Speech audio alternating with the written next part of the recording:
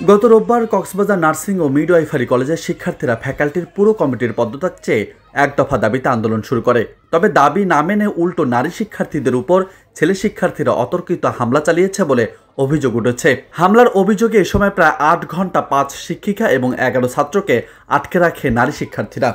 আমাদের কাছে legal proof আছে যে কলেজে দুর্নীতি হয়েছে, এটার প্রুফ আমরা শো করছি, এটার প্রুফ আমরা শো করতে পারবো নেক্সট টাইম যদি আমাদের থেকে চাওয়া হয়। আমাদের দাবি ছিল আমরা পদত্যাগ করছি। আমরা এটার সমঝোতায় আসছিলাম যেহেতু পদত্যাগের পরে আমাদের প্রতিষ্ঠান শূন্য হয়ে যাবে, সেহেতু আমরা চাইলে একটা অন্তর্বর্তীকালীন কমিটি গঠন করতে পারি। আমরা ফোকাস হয়েছি, আমরা তাদের অন্যায়ের বিরুদ্ধে প্রতিবাদ করছি। ওরা যদি এই প্রতিষ্ঠানে থাকে ভবিষ্যতে আমাদের উপর অবশ্যই অ্যাটাক করবে, যে কোনোভাবে হোক। পরে কক্সবাজার সদর হাসপাতালে 2 আবাসিক মেডিকেল অফিসার, অতিরিক্ত জেলা ম্যাজিস্ট্রেট, সেনাবাহিনী, র্যাব প্রায় 3 ঘন্টা বৈঠক করেন। বৈঠক শেষে প্রতিষ্ঠানটির সকল শিক্ষক পদত্যাগ করেন। এতে শিক্ষক শূন্য হয়ে পড়ে পুরো কলেজটি। সবার আলোচনা শোনার পরে 2 পক্ষের মতামত নেওয়ার পরে আমরা একটা সিদ্ধান্তে ওরাই মোটামুটি একটা ভালো ডিসিশনে পৌঁছেছে। ছাত্রছাত্রীদের দাবি ছিল সকল শিক্ষকদের পদত্যাগ। এটা প্রাথমিকভাবে ওনারা এই পদ থেকে রিজাইন করার জন্য সম্মত হয়েছে এবং আবেদন করেছেন ওরা ডিজিএনএম বরাবর।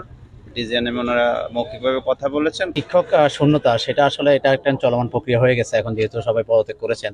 তো সেই ক্ষেত্রে আমরা সদর হাসপাতালের পক্ষ থেকে আমাদের তত্ত্বাবধায়ক অথবা আমাদের যে এখানে এডিএম স্যার এসেছেন তার মাধ্যমে আমরা ডিজিএনএম বরাবর, মহাপরিচালক বরাবর জানানোর মাধ্যমে ওনাদের থেকে তখন শূন্য প্রতিষ্ঠান কিভাবে ওনারা চালু করে রাখবেন, কারণ যেহেতু একটা আলাদা অধিদপ্তর রয়েছে, সেই অধিদপ্তর নিশ্চয়ই এখানে একটা গুরুত্বপূর্ণ কক্সবাজারের স্টুডেন্টদের যে পড়াশোনা, পরীক্ষা এবং সম্ভাব্য যে পরীক্ষাগুলো রয়েছে সেগুলো কিভাবে কন্ডাক্ট হবে, সেই জন্য তাদের থেকে একটা নির্দেশনা আমরা অতি দ্রুত বলে আশা করছি এবং এডিএম স্যার এটা নিজেই যোগাযোগ করবেন বলে আমরা মনে করছি।